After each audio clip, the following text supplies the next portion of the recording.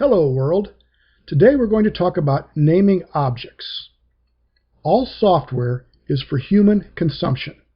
That is, computers don't run software as commonly believed. They run machine code. The software we write is at some point converted to machine code. Therefore, the software we write is for our own convenience and consumption. We have to turn it into something else for the computer to use. We communicate with our computers through this human readable software. This is the key, human readable.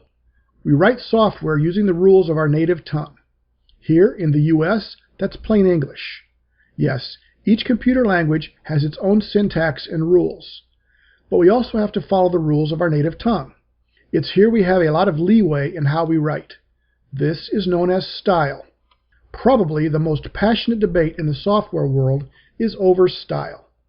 For example, most, if not all, software languages have a rule that the object names cannot have spaces.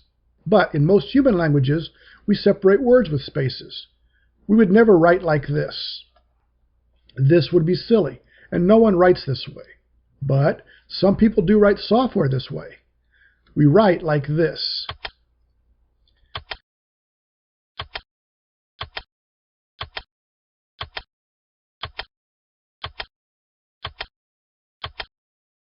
Specifically here today, we're going to look at naming conventions, and they have been long debated, and I'm going to advocate for snake case, and I think I can prove it to you.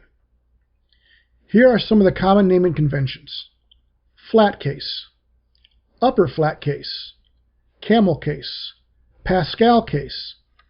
The difference between camel case and Pascal case is camel case starts with a lowercase letter, or Pascal case starts with an uppercase letter. Snake case, and screaming snake case. Seriously, look at this list. Is there really any debate which form is the easiest to read? I suggest you use snake case or screaming snake case where possible.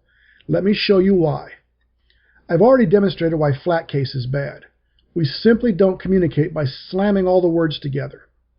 Camel case and Pascal case are simply forms of flat case. So why? Here is the real-world example. These are the table names from the Microsoft AdventureWorks example data warehouse. And here are the tables in one of my data warehouses. Which would you rather work with? By the end of the day, working with the Microsoft format really wears you out.